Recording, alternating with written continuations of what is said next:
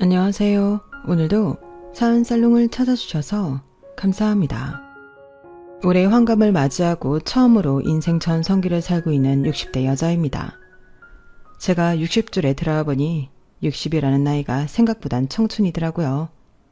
사실 60이 되면 이제 다 늙고 인생이 좀 암울할 줄 알았는데 세상이 변한 건지 제 마음이 변한 건지 저는 아직도 제가 젊고 무엇이든 해낼 수 있을 것만 같습니다. 그리고 유명한 말이 있잖아요. 나이는 숫자에 불과하다고.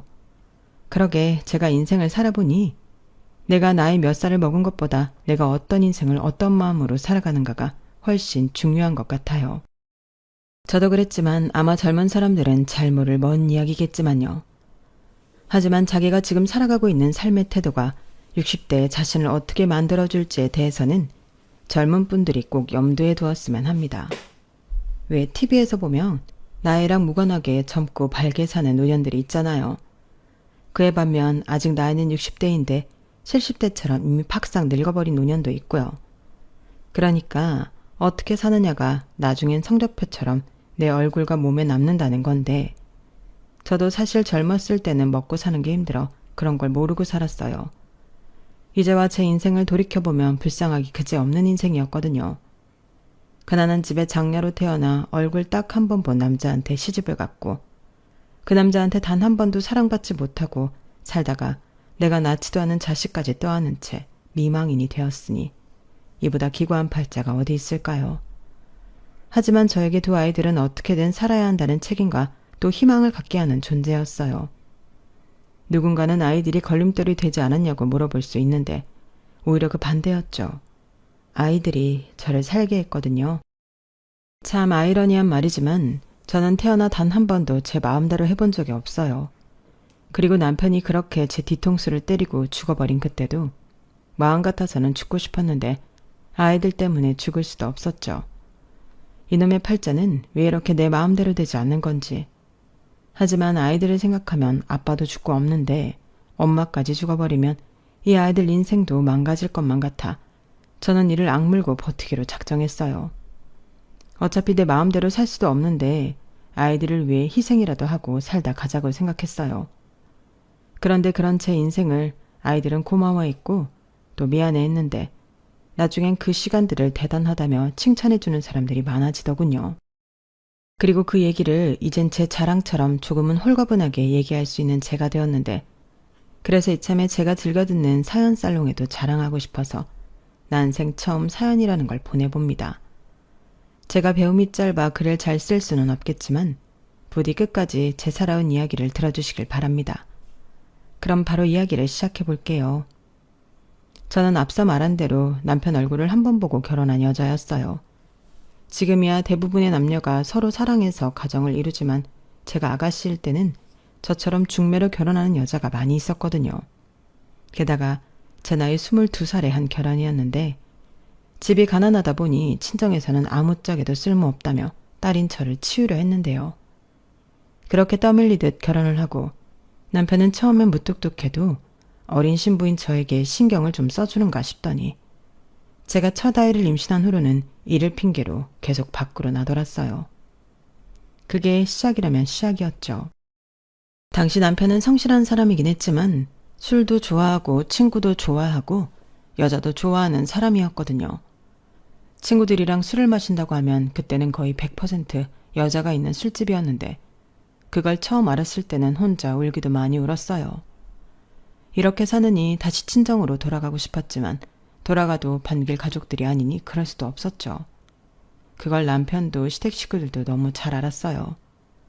게다가 저는 어디에 하소연할 것도 없었는데 그렇게 제 속만 태우며 꽃다운 날을 흘려보냈죠. 게다가 시어머니는 자기 아들이 저런다는 걸 뻔히 알면서도 무조건 저 만남을 하시는 그런 옛날 분이셨는데 시어머니는 걸핏하면 쭉 찢어진 눈으로 저를 쳐다보고 하루에 한 번은 꼭 저에게 상처를 주시려 이런 말을 하시곤 했는데요. 이미 오래전에 떠난 양반이지만 지금도 원망스럽기만 합니다. 네가 그렇게 똥 씹은 얼굴을 하고 있으니까 우리 경수가 자꾸 집에 정을 못 붙이는 거다. 왜 남자는 여자하기 나름이에요. 너는 광고도 안 보냐? 나이가 어리면 뭐하냐? 이건 뭐 여자인지 남자인지 도통 구분이 안 가는데 나라도 한눈 팔고 싶지. 네 남편이 밖에서 놔두는 건 전부 네 탓이니 행여 내 아들한테 바가지 긁을 생각은 하지도 말어. 걔가 나를 닮아서 예쁘고 고운 걸 좋아한다. 저 말을 듣고 있으면서도 저는 바보처럼 한마디도 하지 못했어요. 그러니 이혼할 생각은 하지도 못하고 내내 속만 태우면서 그 구박을 다 받고 살았겠죠. 다만 제가 결혼해서 낳은 첫 아이가 아들이라 그나마 며느리 대접은 받고 살았는데 저보다 1살 어린 동서는 나중에 딸을 셋이나 낳았음에도 아들을 못 낳았다는 이유로 결국 식모 대접을 받다가 강제로 이혼당했거든요. 그래도 도련님은 누구처럼 밖에 나가 딴짓은 하지 않는 사람이었는데 그놈의 아들을 낳지 못해 동서는 친정으로 쫓겨나야만 했어요.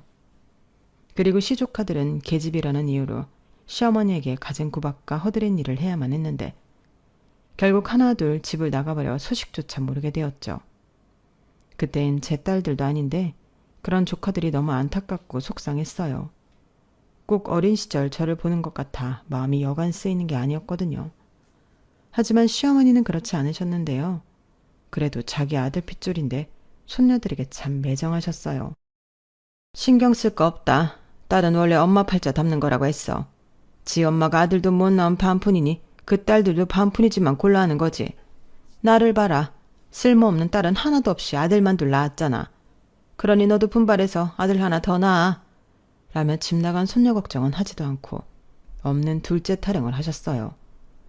첫째야 그래도 부부 사이가 그나마 좋았을 때 가진 거니 그런다 쳐도 요즘처럼 남편이 밖으로만 도는데 제가 무슨 좋은 마음이라고 아이를 갖겠어요. 저는 같은 여자지만 저렇게 말도 안 되는 소리를 하시는 시어머니가 싫었어요. 그래서 빨리 돈을 모아 분가하겠다는 그 생각밖에는 없었는데요. 저희가 결혼할 때 변변한 돈이 없어서 시댁에서 신혼살림을 시작했거든요. 그리고 도련님네도 마찬가지였는데 그나마 시댁이 마당에 있는 디귿자 주택이라 대문 안에 따로따로 살 수는 있었어요. 그나마 그게 다행이었죠. 하지만 독사 같은 시어머니의 눈과 귀는 피할 수 없었고 할 수만 있다면 아주 멀리 떨어진 곳으로 분가를 하고 싶었는데 어느 날부터인가 남편이 그나마 가져오던 월급도 가져오지 않더군요. 그래서 그땐 저도 화가 나서 남편에게 따졌어요. 유일하게 갖고 있던 희망이 사라지는 것 같았거든요. 아니 지금 몇 달째 월급이 밀린 거예요. 꼬박꼬박 일은 나가면서 가져오는 돈은 없다는 게 말이 돼요? 에이씨 시끄러워. 무슨 여자가 입만 열면 그렇게 돈 타령이야. 그리고 네가 무슨 돈이 필요해. 여기 있으면 다 공짜인데. 공짜는 무슨? 우리 애 안 키워요? 그리고 나도 돈이 있어야 모아서 분가를 하죠. 분가? 분가 같은 소리 하네. 무슨 분가를 해? 너 돈 있냐? 친정도 쥐뿔 거지 같은 게 무슨 분가를 한다고. 꿈 깨고 가서 물이나 한 잔 떠와. 속 쓰리니까. 물은 속 쓰린 사람이 직접 떠다 마셔요. 나는 월급 봉투 가져오기 전에는 당신한테는 아무것도 해주지 않을 거예요. 내가 당신 종은 아니잖아요. 뭐야? 너 지금 말 다 했어? 이게 마누라라고 우냐우냐 해주니까 간땡이가 부었네. 저런 날인 10중 8구 남편은 폭군이 되었어요. 그나마 다행인 건 저랑 아이한테는 손을 대지 않는다는 거였는데 그것만 그럴 뿐 남편은 늘 화가 나면 그나마 얼마 있지도 않는 살림살이를 던지며 난동을 피웠어요. 그런데 그런 것도 처음에야 공포였지 저도 점점 무뎌졌는데요. 어차피 살림살이도 다 망가진 것들이라 거기서도 망가진다고 해도 아쉽지도 않았어요. 다만 혹여라도 아이가 그런 지 아빠 모습을 보고 배울까. 그 점만 늘 마음을 졸였는데 그래서 저는 남편과 싸울 것 같거나 남편 기분이 좋지 않으면 아들애를 시어머니가 계시는 본체로 내보내곤 했어요. 그러면 시어머니는 또 그런 건 귀신같이 알고 아이를 데리고 주무셨는데 그렇게 한바탕 한우가 되면 시어머니는 은근슬쩍 제 상태를 보시고는 그래도 내 아들이 지 마누라는 안 패. 그치? 얼마나 신사니? 너는 복도 많다? 이렇게 말했는데 정말 어이가 없지 않나요? 저런 남편 신사면 세상의 모든 남봉꾼들은 죄다 신사라는 말이잖아요. 아무튼 그렇게 남편은 가장 노릇도 제대로 하지 않는 사람이었어요. 하지만 여기서 더 문제가 있었는데 시어머니가 저에게 생활비도 한 푼 내놓지 않는다면서 구박을 하기 시작하신 거였죠.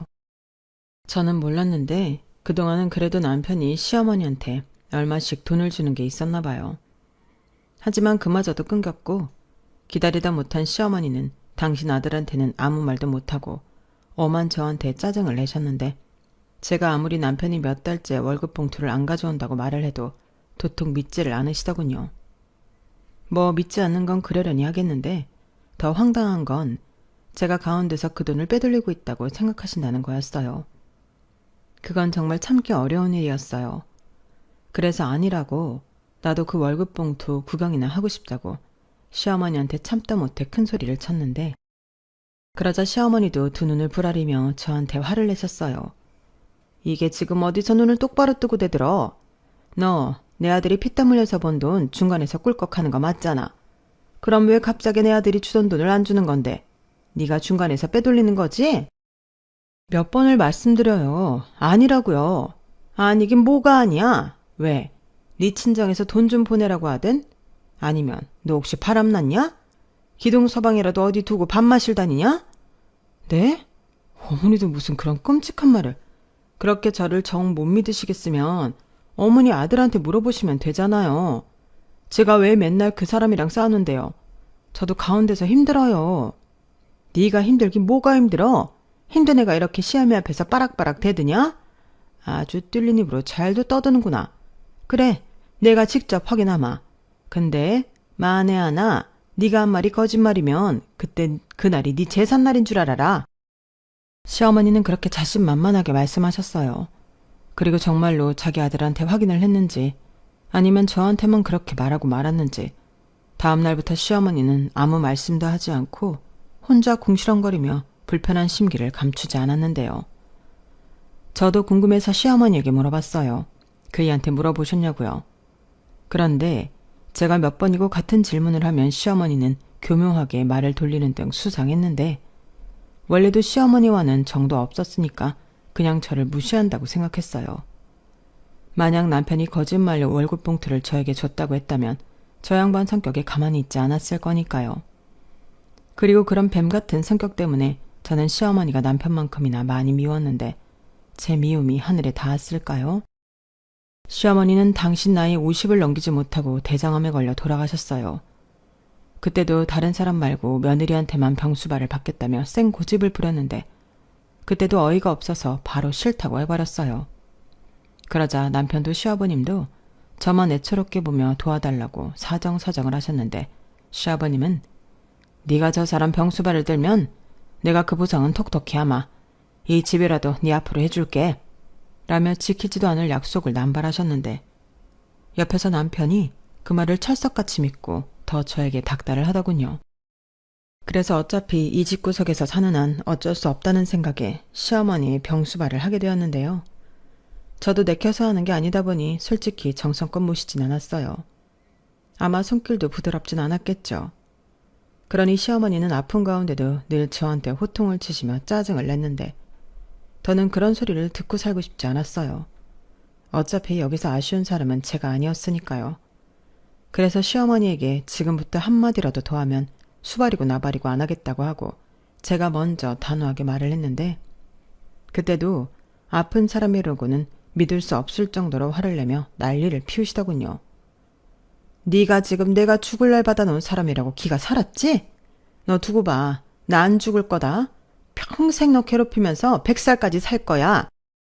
이렇게 무서운 소리를 하셨는데 생각만 해도 끔찍하더군요. 물론 저 몸으로 100살까지는 무리라는 걸 알고 있었지만 너무 악에 받쳐 말을 하니 정말 그럴까봐 무서웠어요. 그리고 시어머니는 자기가 아프니까 고분고분하던 게 변했다고 생각하시며 늘 저한테 화를 쏟아내셨는데요. 저도 사람인데 언제까지 그걸 다 받아줄 수는 없죠. 그래서 시아버님에게 더는 시어머니 병수발 못 들겠다고 했어요.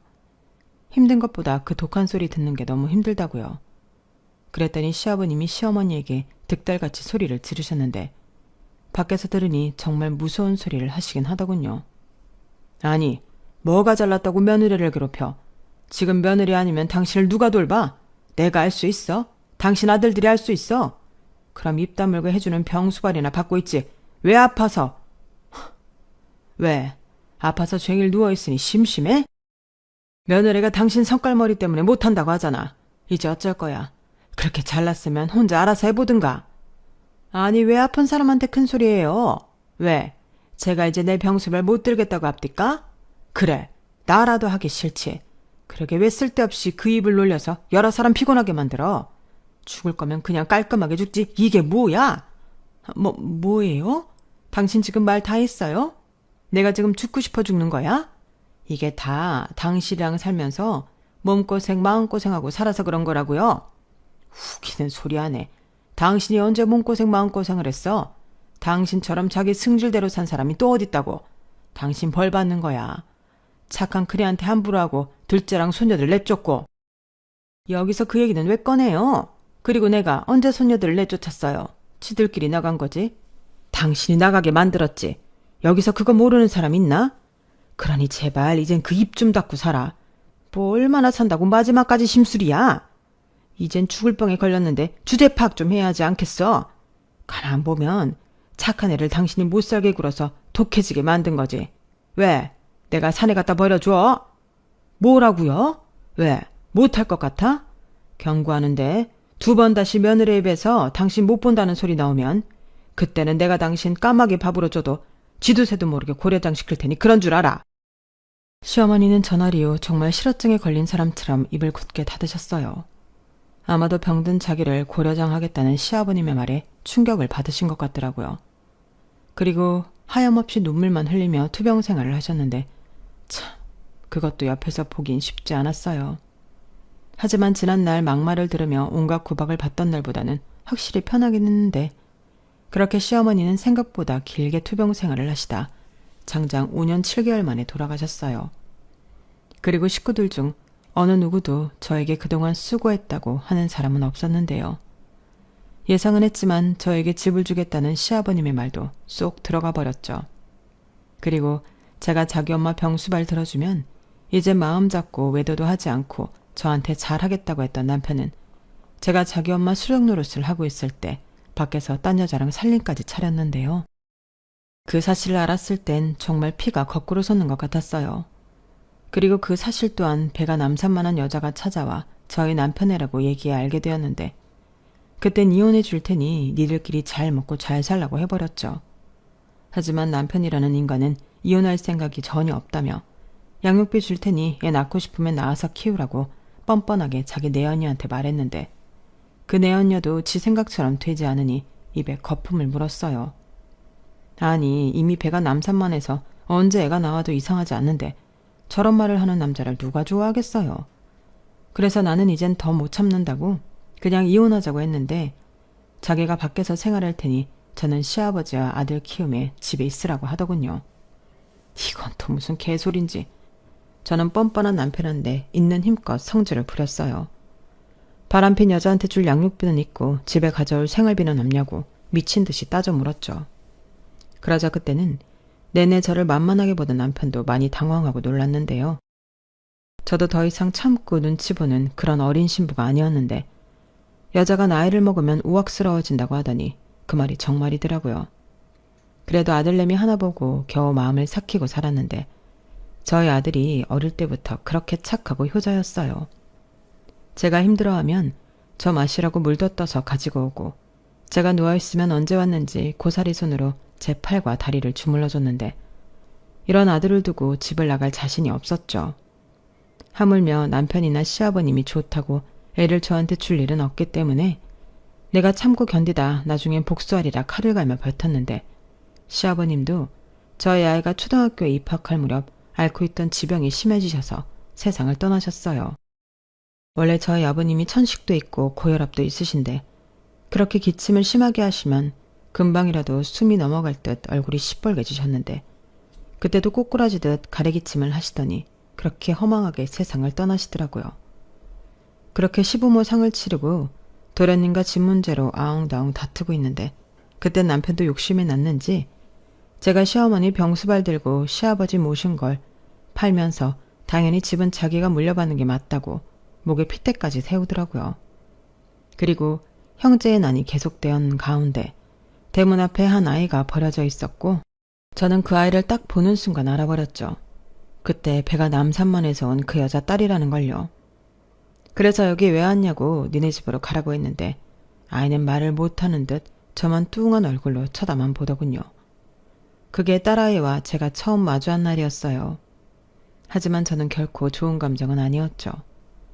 아이는 죄가 없는데 저는 그 아이가 미웠어요. 그래서 저러다 말겠지. 지도 지 엄마 찾아가겠지 하며 그대로 그냥 대문 앞에 세워두고 저만 들어왔는데 남편이 그 아이를 데리고 집 안으로 들어오더군요. 그리고 한다는 말이 저를 뒤로 넘어가게 했는데요. 이제부터 얘 당신이 키워. 내 딸이면 당신 딸이기도 한 거지. 어떻게 사람이 매정하게 이 어린 걸 밖에 세워두나? 지금 밖에 얼마나 추운 줄 알아? 아이고, 그렇게 걱정을 하는 사람이었어요? 그럼 당신이 키우면 되겠네. 당신 딸이면 내 딸이라고요? 웃기고 있네. 걔가 어떻게 내 딸이에요? 얘, 니네 엄마 어딨니? 도대체 어디 있길래 너만 거기 두고 갔는데? 저는 너무 화가 나서 그러면 안 되지만 아이한테 다그쳤어요.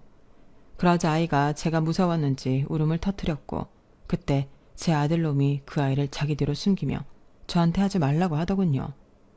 꼴에 지 동생이라고 그 아이를 감싸는 것 같아서 분해서 속이 터졌어요.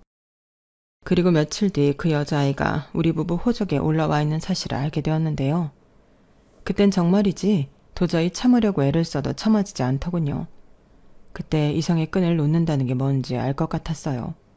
너 죽고 나 죽자 이런 마음이 절로 들었거든요. 그 순간은 아들도 눈에 들어오지 않았던 것 같고요. 그래서 그 인간 말종 같은 남편놈을 벼르고 기다리고 있는데 이 인간이 귀신처럼 눈치를 챈 건지 며칠 동안 집에 들어오지 않더군요. 기가 막혔어요. 한마디 상의도 없이 제가 낳지도 않은 아이를 호적에 올리더니 자기는 집에 들어오지도 않고 하지만 언젠가는 그 인간도 집에는 들어올 테니 이혼서류 써놓고 기다리자 하고 있는데 그때 돌아온 건 남편이 아니라 남편이 길에서 음주운전 뺑소니 사고를 당해 나흘 전에 죽었다는 허망한 소식이었어요. 그리고 그 말을 경찰에게 듣는데 이상하게 눈물이 먼저 쏟아지더라고요. 좋았던 추억 하나 없는 있으나 마나 남편이었는데 그래도 꼴에 남편이라고 눈물이 나오나 싶었어요. 아니 그때는 남편이 죽어서 나오는 눈물이 아니라 이제 나는 어떻게 해야 하나 걱정에 앞서 나오는 눈물이라고 제 스스로를 합리화했어요. 그래야 제가 버틸 수 있었거든요. 하지만 그게 저한테는 충격이 제법 컸는지 앞으로 살 길도 막막하고 무슨 인생이 이 모양인지 허탈하기만 해서 모든 걸 다 내려놓고 포기하고 싶은 마음이 들었는데 아들 때문에 살아야만 했어요. 그리고 내 자식도 아닌데 제 호적에 올라와 있는 그 아이도 해결해야 한다고 생각했는데 그렇잖아요. 제가 나쁘다기보다 친자식 하나도 제대로 건사할 수 있을지 모르는데 남의 자식까지 거들 엄두는 나지 않았어요. 거기에 형까지 죽자 도련님은 얼씨구나 잘됐다 하며 저랑 아이들을 내쫓다시피 하고 얼마 있지도 않은 집 재산을 모두 차지했는데 역시나 그때도 시아버님이 재산 정리를 제대로 하지 않은 게 문제였어요. 당장 먹고 살아야 하니 저는 백방으로 집안 재산을 가져올 수 있는 방법을 찾아다녔죠. 죽긴 했지만 제 남편이 장남이었고 제 아들이 장손인데 이렇게 맨몸으로 쫓겨날 수는 없었어요. 하지만 법은 제 편이 아니더군요. 아니 남편놈이 제대로 법적 절차를 밟았다면 문제가 없을걸. 딴짓하느라 이미 그 사이 하에네아 같은 도련님이 합법적으로 집안 재산을 다 빼돌려 놓았어요. 그 사실을 알고 얼마나 화가 나던지. 그래서 도련님과 단판을 지으러 갔죠. 법으로 안 되는 거면 법 이외에 할 수 있는 방법을 총동원할 셈이었어요. 일단은 동네에 소문을 내고 아주 못쓸 자식으로 만들어버렸는데 그러자 지도 고개를 들고 살기 힘든지 저한테 100만 원 던져주며 가라고 했어요. 솔직히 그때 당시 100만 원은 지금보다는 큰 돈이긴 했지만 제가 아이 키우면 살 수 있는 돈은 아니었어요. 하지만 이렇게 계속 싸우는 것도 소용이 없을 것 같아 그 100만 원으로 일단 살 집을 구하고 두 아이 손을 잡고 보육원으로 향했는데요. 그때 눈치 빠른 제 아들이 자꾸만 가지 않으려 했어요. 엄마 힘들어. 너 똑바로 걷지 못해? 싫어. 엄마 지금 정인이 고아원에 데려다 주려고 그러는 거잖아. 그래. 그런데 뭐가 잘못됐어? 얘는 엄마 자식이 아니잖아. 저도 참 아이한테 별말을 다 했죠. 하지만 아들놈은 그런 저를 원망하듯 쳐다봤어요. 그리고 제 손을 뿌리치더니 딸을 또 자기대로 숨겨버렸는데요. 그땐 제 자식이지만 그에 비해 그 자식처럼 밉더군요. 너 지금 뭐 하는 거야? 당장 걔 이리로 안 보내? 안 보내. 정인이 내 동생이야. 나는 오빠고. 오빠는 동생 지키는 거야. 얘가 지금 뭘 하는 거야? 얘가 어떻게 네 동생이야? 엄마는 네 동생을 낳지 않았어. 아니야. 정인이 내 동생이야. 아빠가 그랬고 정인이가 나한테 오빠라고 했어. 그럼 나는 정인이 오빠야. 아니, 말도 못하는 줄 알았더니 언제 그런 말을 했는지. 저는 딸애를 못마땅한 눈으로 쳐다봤어요. 그러자 그 아이는 제 눈을 피해 제 아들 등에 고개를 묻었는데 꼭 지 엄마 같다는 생각에 열통이 터지더군요. 그래서 하면 안 되는 말을 그때 또 했어요. 고아원에 가기 싫으면 내가 네 엄마 찾아서 보내줄 테니 그렇게 하자. 그건 괜찮지? 너도 네 엄마 보고 싶을 거잖아. 저는 아이한테 다그치듯 말했어요. 그런데 그때 딸아이가 아무 말도 하지 않더니 고개를 절레절레 흔들었는데 그때 좀 의아해서 제가 아이를 쳐다봤네요. 그러자 정말 들리지도 않은 목소리로 딸애가 그랬는데요. 분명 그 소리는 싫어요였어요. 그러자 제 아들놈이 또 저를 아주 무섭게 쳐다보더군요. 싫다는데 왜 자꾸 애를 보내려고 하냐고요. 그리고 자기가 굶을 테니 같이만 살게 해달라고 하는데 그때 뒤통수를 아주 세게 얻어맞은 기분이 들었어요. 내가 어른인데 지금 이게 다 무슨 짓인가. 정신이 번쩍 들었죠. 그리고 그 뒤로는 마음에 돌을 닦듯 저 애는 내 딸이다. 내 호적에 올라와 있는 내 딸이다. 주문을 외우며 삼켜지지 않은 불덩이를 삼키며 살았는데요. 그것도 나름 효과는 있었는지 딸애가 이뻐 보이기 시작했어요. 아직 저를 무서워했지만 지 오빠 뒤를 졸졸 따라다니며 제 아들이 시키면 시키는 대로 집안일도 돕고 기억 니은도 배우는데 그 모습이 어찌나 귀엽고 기특한지 저도 모르게 웃고 있더라고요. 그리고 혼자 두 아이를 키우느라 밤낮없이 바쁘게 살았지만 아이들이 서로 의지하고 있으니 제 마음도 덜 불안했죠. 아니 오히려 제가 출근하고 아들애가 학교를 가면 집에 혼자 있을 딸애가 걱정이긴 했는데 그래서 아침엔 시다일을 하면서 딸애를 데리고 다녔어요. 온 먼지 때문에 같이 있는 건 어려웠고 대신 저처럼 아이를 데리고 출근하는 여자들이 많아 그 아이들 틈에 섞여 밖에서 놀게 했는데요. 그때 제 딸이 제일 어려서 이쁨을 많이 받았었죠. 그러다 한 여편네가 이런 말을 했어요. 근데 자기 딸은 자기 하나도 안 닮았다. 진짜 자기 딸 맞아? 그 말을 듣는데 어찌나 욱하고 화가 치미는지 저는 버럭 화를 내며 내 딸이라고 했어요.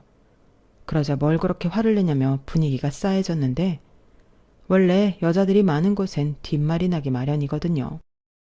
그리고 그날 이후 제가 남편이 밖에서 나온 애를 키운다며 소문이 퍼졌는데 그게 실은 소문이 아니고 진짜다 보니 제가 너무 힘들어 계속 그 일을 할 수가 없더라고요. 그래서 그 일을 그만두고 다른 일을 찾으려 하는데 그때 딸애가 처음으로 자기 얘기를 해줬어요. 저기요, 저는 앞으로 집에 있을게요. 이제부터는 저 안 데리고 다니셔도 돼요. 뭐? 그게 무슨 말이야? 너 같은 꼬맹이를 어떻게 집에 혼자 두고 일을 나가니? 저 원래 집에 혼자 있었어요. 저 낳아준 엄마가 늘 밖에서 열쇠로 잠그고 그렇게 나갔거든요. 그리고 캄캄해지면 들어왔어요. 저는 딸애의 말을 듣고 가슴이 먹먹해졌어요. 아니, 지금도 어린데 그때는 애기였잖아요.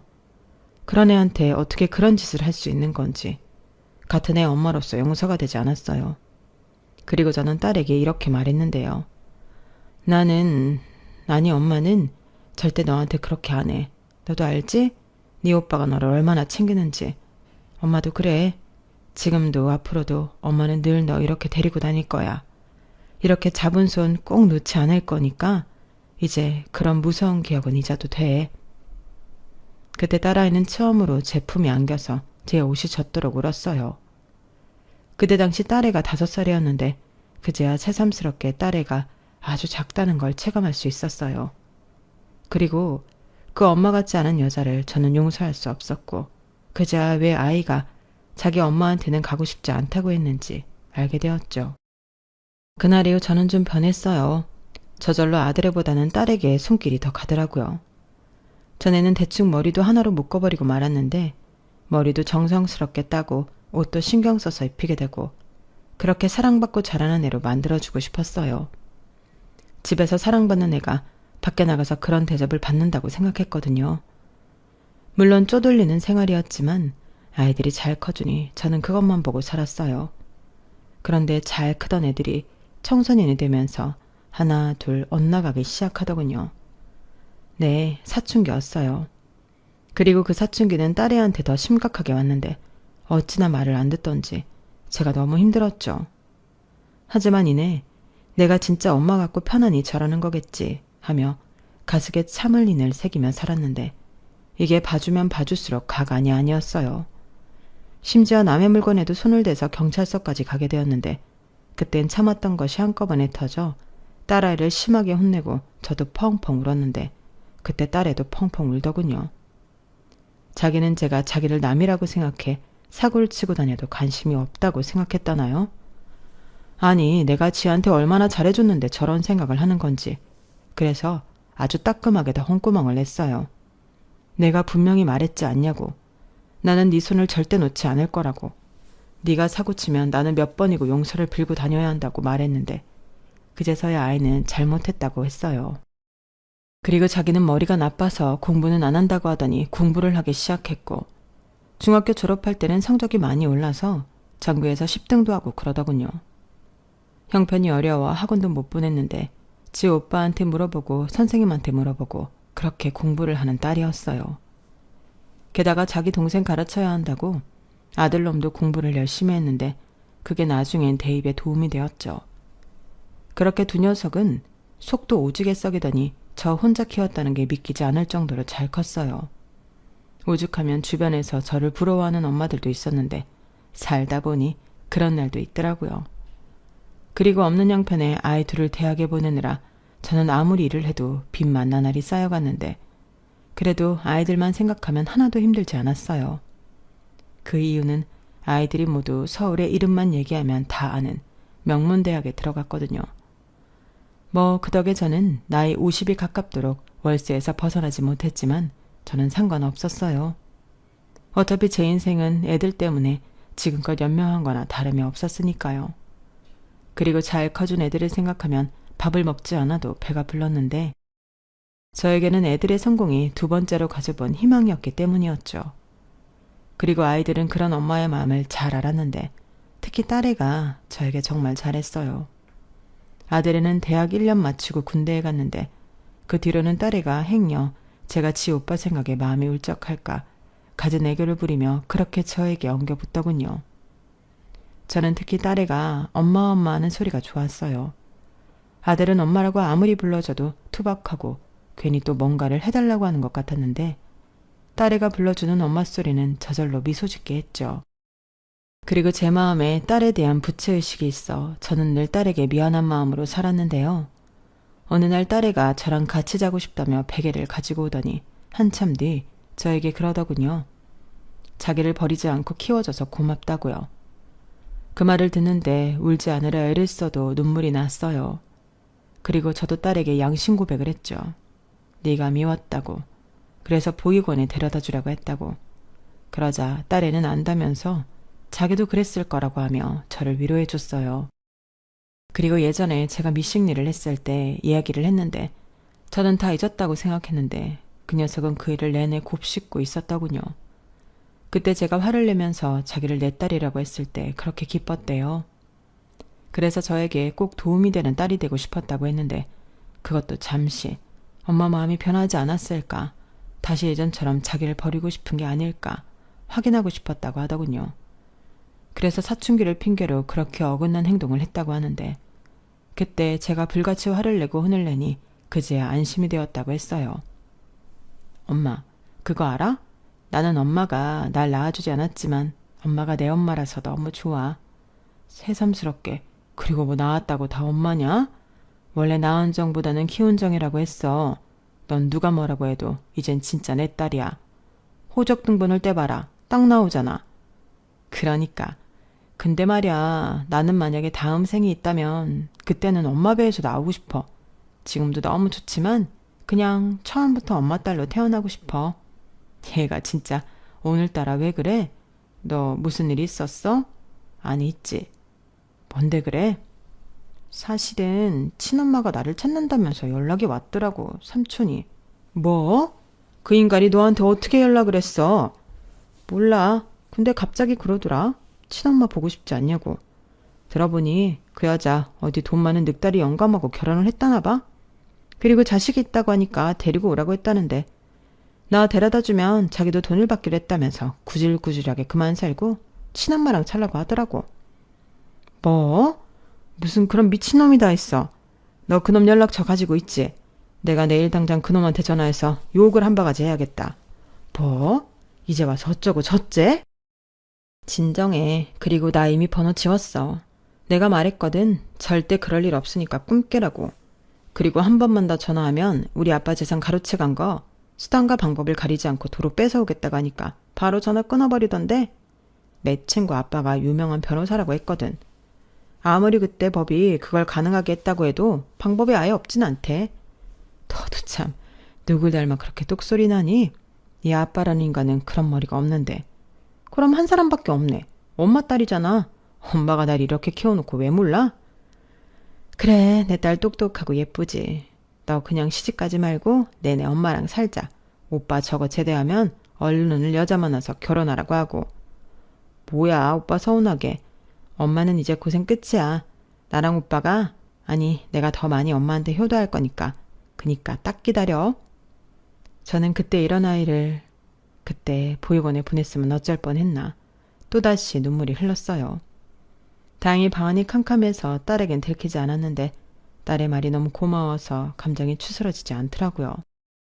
그래서 살짝 등을 돌리고 소리를 죽여가며 내내 울었는데 그때 제 등에서 딸의 새근새근 잠든 콧소리가 들렸어요. 아, 우리 딸 자는 소리가 이런 거였구나. 언제 이렇게 훌쩍 커버린 거지? 저는 다시 돌아누워 자는 딸의 머리를 쓸어 넘기며 마음으로 빌었어요.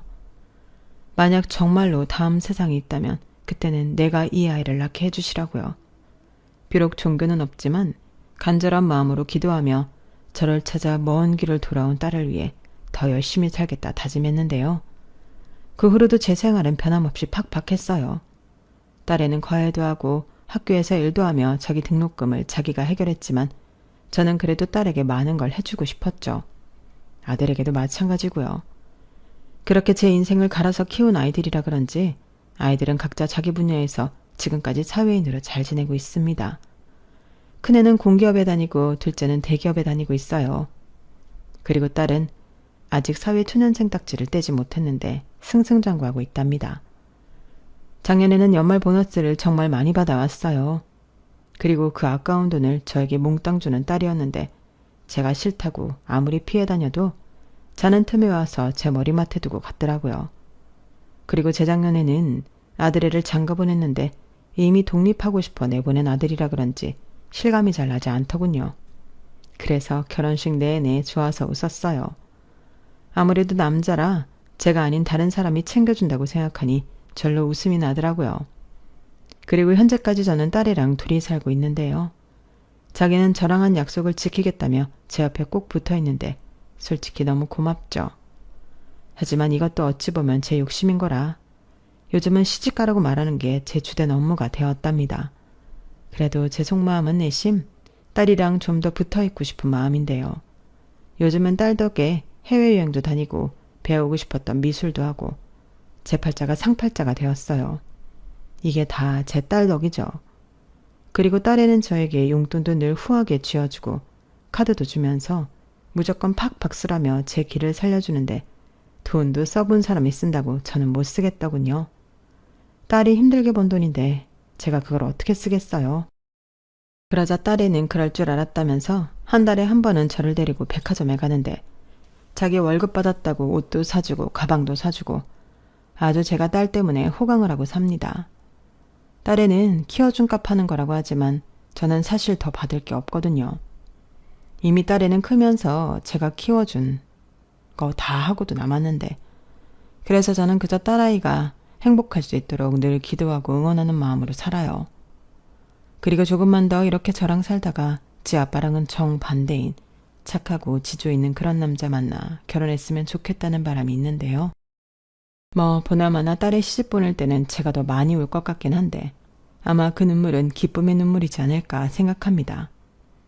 평생 남편한테 고마운 마음 가져본 적이 없는데 이렇게 제 딸을 만나고 또 제 호적에 올려 키울 수 있게 해줘서 고마워요. 그래서 더는 미워하거나 원망하지 않으려고요. 그리고 아울러 지난 날을 되짚어 제 인생을 정리해보면 참 힘든 인생이었지만 아이들이 있어 그럭저럭 열심히 잘 산 인생이라고 생각합니다. 요즘 부쩍 그런 생각을 해요. 그때 죽지 않고 살아서 다행이라고요. 왜? 살다 보면 웃는 날이 온다고 하더니 그 말이 거짓말은 아니더라고요. 원래 인생은 그런 거잖아요. 굽이굽이 슬픔도 있고 아픔도 있고 또 기쁨도 있고 보람도 있고 저는 앞으로 더 많은 날을 살아가겠지만 이젠 그 굽이굽이에서 울지 않을 겁니다. 오히려 제 지난 인생을 훈장처럼 가슴에 품고 더 씩씩하고 멋지게 제 인생의 전성기를 누릴 거예요. 그리고 지금 현재 힘드신 분들 분명히 계시겠죠? 그분들에게도 꼭 말하고 싶은 말이 있는데요. 조금만 더 참고 견디세요. 분명 희망이 보일 겁니다. 비록 지금은 힘들어도 좋은 날은 꼭 올 거예요. 그러니 무너지지 말고 버티세요. 발에 힘 꽉 주고 버티다 보면 그 힘으로 앞으로 나아갈 수 있을 겁니다. 불이 그리 멀지 않은 곳에 여러분들이 바라는 희망이 있길 바라보며 이상 제 이야기는 마칠게요. 지금까지 제 부족한 글 읽어주시고 또 들어주셔서 고맙습니다. 항상 건강 잘 챙기시고요. 늘 좋은 날만 가득하길 바랄게요. 감사합니다.